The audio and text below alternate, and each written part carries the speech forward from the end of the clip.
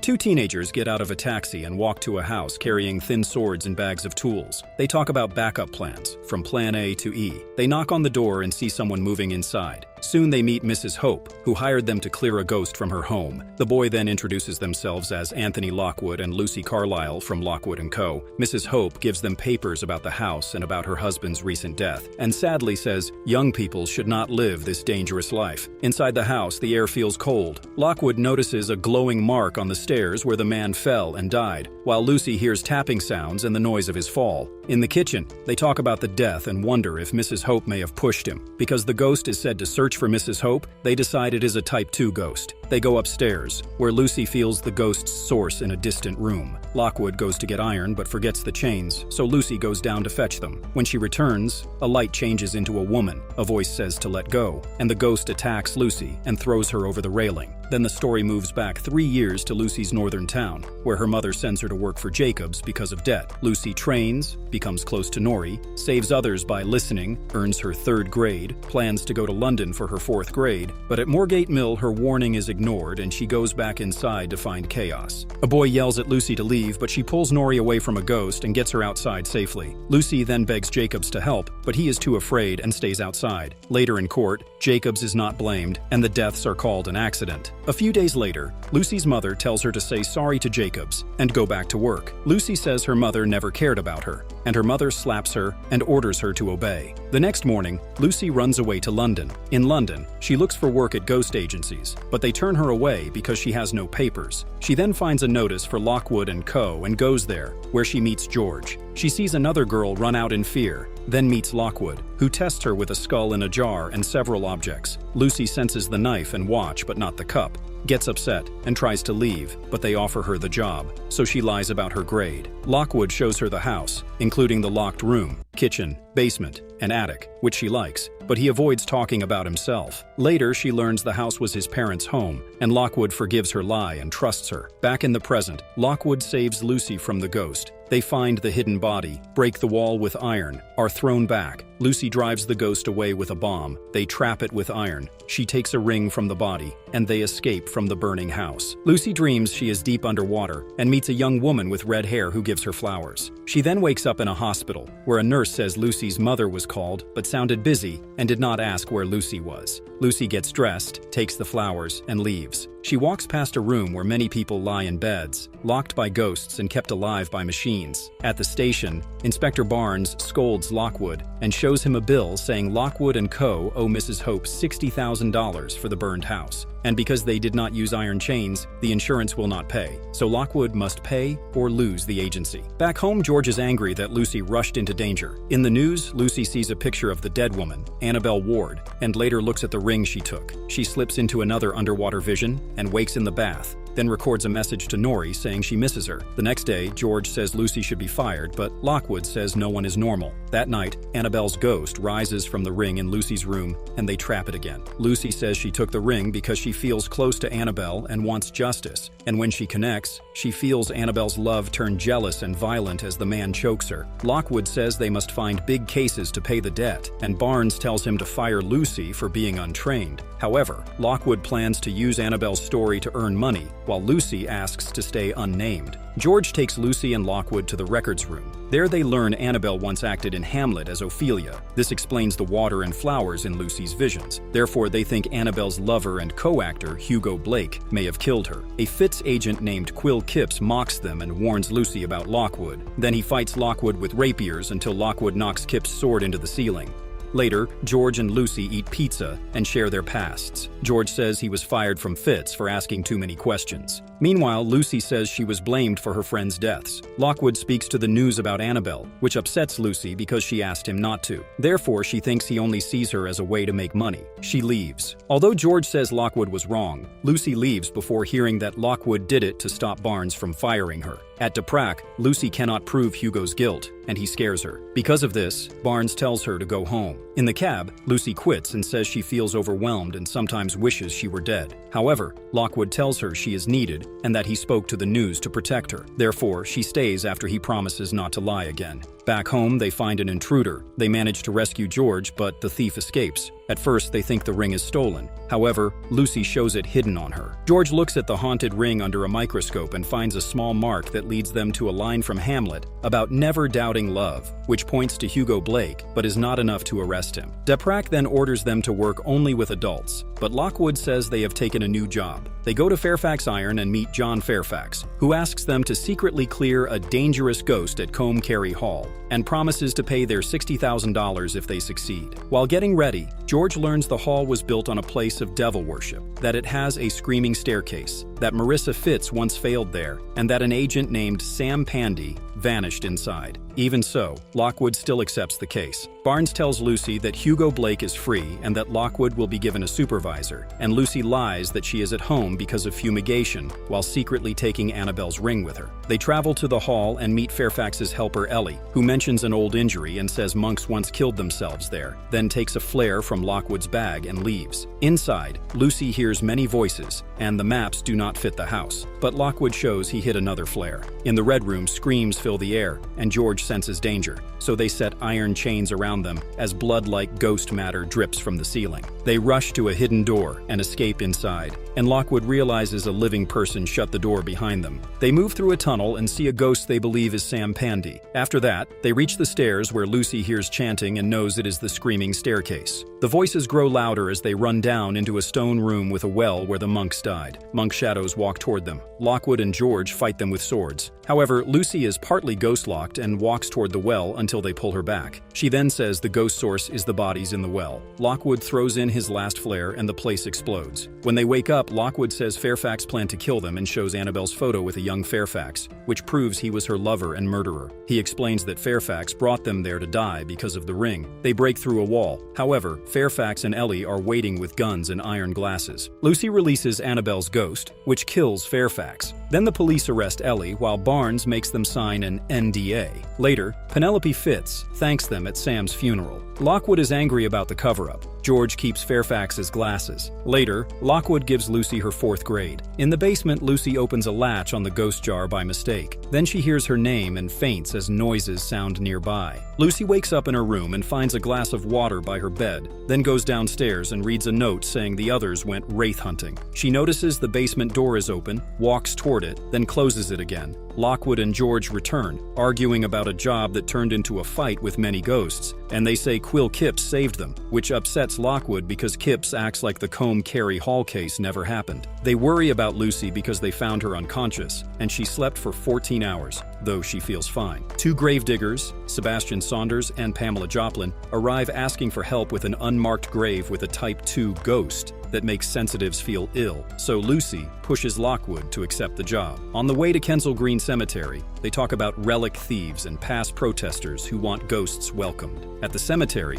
workers are scared to go near the grave, but Lockwood calms them. In the chapel, Saunders says a coffin was left open near sunset and that sensitives saw different things, yet he plans to work alone. At the grave, Lockwood sees no glow while Lucy hears a hum, and they place iron chains around it. George opens the iron coffin as Lucy feels sick, revealing a rotting body with a hole in the skull and a mirror that pulls George in until Lockwood stops him. Lucy throws an iron net to seal the source, then feels drawn to a skull-shaped gravestone and remembers the skull in the jar spoke to her, which made her faint. While Joplin asks questions, George steps inside the iron chain and moves the net. As a result, smoke rises from the body until Lucy throws her sword and George fixes the net, making the ghost vanish. Lucy runs home and opens the skull jar. The skull speaks kindly and offers secret knowledge. It says Lockwood hides something dangerous in his locked room. It also warns that death is coming. Lockwood and George return arguing about George risking Joplin and about the strange mirror and its message.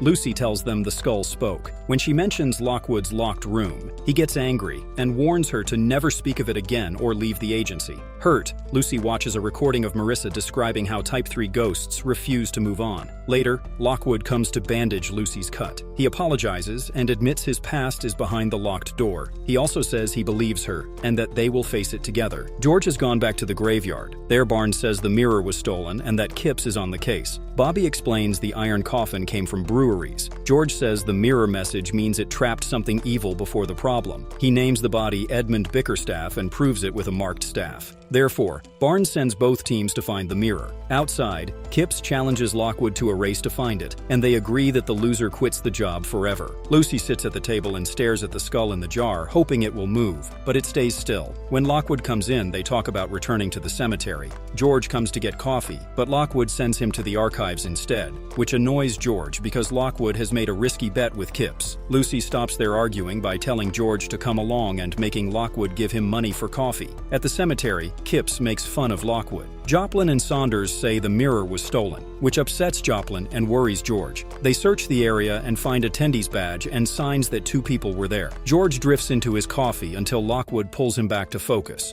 While walking near a stream, George finds blood and then sees a body with no eyes rise from the water. Lucy and Lockwood work out that the thieves climbed the canal wall, then find George with the body. Lockwood knows the dead man is Danny Clough, an older agent who once helped him. Barnes says Danny was a relic hunter who tore out his own eyes and that the mirror is deadly and must be found. George goes to the archives with Joplin's help, while Lucy checks on Lockwood, who says they will meet an old friend by the river. By the Thames, Lucy sees a baby ghost and a screaming woman ghost that fade away, and Lockwood introduces Flo Bones, a relic hunter who argues with Lucy about selling sources, but agrees to share what she knows about Danny if Lockwood helps her find buyers. Flo explains that Danny started doing relic jobs, and she warns them that his partner, Jack Carver, is very dangerous. She says Lockwood can leave a message for Carver on the cafe notice board, and adds that Julius Winkman, an antiques dealer who buys relics, probably has the mirror and is even more dangerous. Lockwood gives Flo Danny's badge, and she coldly says she is surprised Lockwood is still alive. At Joplin's flat, George and Joplin talk about what they found, and George admits the mirror made him want to keep looking at it. Lockwood decides to break into Winkman's place, and even though Lucy is worried, they sneak into a room filled with charged relics. They are caught by Winkman and his wife, who stun and tie them up. Lucy finds the mirror and speaks to the boy Leopold, sensing he was hurt by his parents. Winkman plans to kill them and make it look like a joint suicide, but Lucy wakes, threatens them with fuel and a lighter, frees Lockwood, and they escape. Back home, George is shaken by ghost visions. Lucy questions Lockwood for risking his life, and when they rush back expecting Carver, he falls in stabbed, whispers about bone glass. Lucy then tells the two that Carver wants them to go with him, but Lockwood tells Lucy he's dead. An ambulance comes to 35 Portland Row and salt is spread on the carpet. Barnes tells the three that the case is now too dangerous for them. However, they persuade him to let them continue. That night, Lockwood looks at the locked door on the landing and walks away. In the morning, George explains that Edmund Bickerstaff was a doctor and psychiatrist who held secret meetings. He also explains that a guest named Mary Dulac vanished and returned 10 years later mad. The skull in the jar speaks and says he served Bickerstaff and can help them find clues at the house if Lucy will trade something. George is excited about stealing the skull. However, Lucy wants to keep it secret and asks what to do, leaving the choice to her. At Bickerstaff's house, the skull tells Lucy to go in first and free him, calling the boys expendable. However, Lucy goes in alone and finds papers, blood sounds, a trapdoor, and a room of tools. Then ghost fog traps her. She learns the ghosts are Bickerstaff's patients and that the skull planned this. Lockwood and George pull her out and say she must not go alone again. Back home, Flo Bones appears and warns Lockwood about the locked room. She also says Winkman will auction a powerful relic and offers help. George shows papers that explain how ghosts were tied to bones as sources and suggests asking Joplin to help translate them. George says a book written by Mary Dulac might hold answers. However, it is kept in the Fite's Black Library, which they cannot enter. Then Lucy shows them an invite to the Fite's anniversary ball. Lucy buys formal clothes and meets Kipps on the way home. He says Fite's is better to work for and invites her to the party.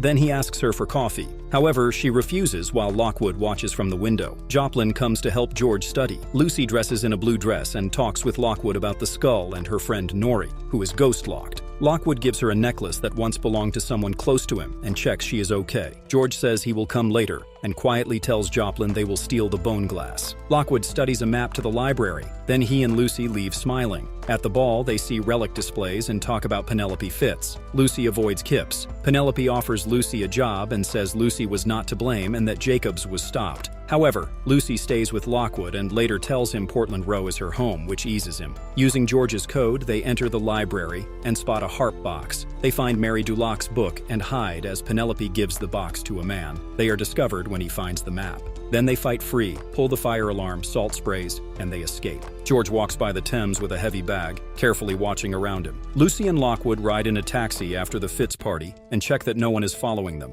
They talk about how Penelope likely knows they went into the library, and Lucy mentions seeing a box with a heart mark like Fairfax's glasses, though Lockwood is unsure what it means and says they must finish the mirror job first. Flowbones pulls George into the shadows and warns that Winkman's men may be nearby, then takes all three by boat to a warehouse. She tells Lucy and Lockwood to go in through an open basement hatch while someone stays with her, and George agrees to stay. Lucy and Lockwood enter with flares and swords, hear people arrive, and watch men carry in barrels before being found by a DPRAC agent who urges them to leave and sets up an escape. Lucy is ready to go, but Lockwood refuses, so she stays with him, and they argue about his risky choices and his habit of hiding things to protect others, while she says she is not sure he truly cares. He says he does not want to leave people hurt, but she says it is already too late, and he tells her to put on a hood and save the talk for later. Lucy and Lockwood enter the auction in hoods as Winkman shows the bone glass with the mirror still covered. While on the river, Flo calms George as mist rises. They talk about loneliness. She points out a heron and then says they have drifted from the right spot and need to go back. At the auction, someone bids $500,000 for the mirror. Lockwood bids higher. Then Winkman calls both buyers forward to prove they can pay. After that, Lockwood is exposed as an agent when his hood is pulled off. Lucy throws a flare at the stage. Lockwood grabs the mirror from the damage and they run. When Winkman blocks them,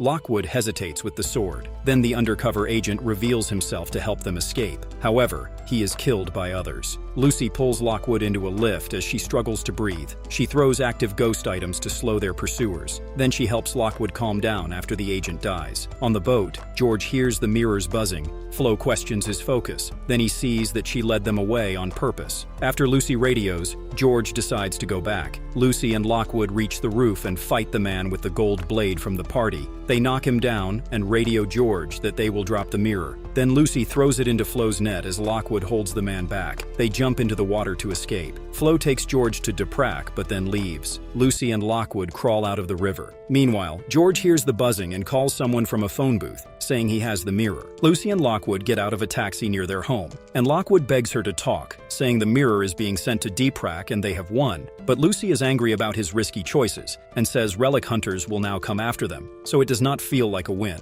At home, Lockwood says sorry while Lucy cooks, admits he was wrong, and says he once thought it might be easier to sink into the Thames, but not anymore, and Lucy forgives him. They read Mary Dulac's confession and learn she killed Bickerstaff after he forced her to look into the glass, which she calls a window, and the drawing shows spirals like George's. At the cemetery, Joplin tells George the bone glass can teach a lot about the problem, while Kip secretly follows them. The skull says Joplin is George's other friend and agrees to guide Lucy if she carries it, so Lucy and Lockwood go with few salt bombs, thinking Joplin hired Carver and killed him. In the catacombs, George saves Kipps from a ghost and learns Kipps is losing his talent. Then Joplin cuffs Kipps and brings Bickerstaff's body, saying the mirror works through a young person's eyes. Lucy enters the tunnels with the skull while Lockwood fights above, and the skull says it was made from 7 bones. Joplin chooses George over Kipps when Kipps admits his talent is gone. Winkman's men attack and are pushed back. More arrive, so Lockwood releases ghosts to slow them, calls the police, and returns to help as George is tied to a chair and feels unwanted. Meanwhile, Lucy hears him as Joplin holds her with a knife. Lucy tells George he matters most and convinces Joplin that Lucy should face the mirror because of her talent. In the chapel, Golden Blade blocks Lockwood and mocks his parents. Then he shoots Lockwood and Lockwood falls down the catafalque. Joplin opens the mirror and strange light pours toward Lucy. However, Lucy turns away and forces the skull to look. The skull says the mirror is changed. Lucy sees visions of ghosts and Lockwood and then faints. George knocks over the stand and the mirror cracks. Joplin looks anyway, is overwhelmed by beauty, and is destroyed. As a result, 7 trapped ghosts are freed. Bickerstaff's ghost rises as chains shift. Lucy and George are ghost-locked. However, Lockwood returns and saves them with his sword and salt bombs. Then Lucy nets the body to stop it. Lockwood collapses from his wound. Lucy and George help him out with Kipps as DPRAC secures the place. Barnes is glad the bone glass is gone and Winkman is caught. Kipps quits per the bet, although Lockwood lets him stay. Later, Golden Blade reports to Penelope Fitz. At home, Lucy records to Nori that she has changed, thanks George and Lockwood, keeps the skull quiet, and Lockwood admits his secrets and opens the locked door.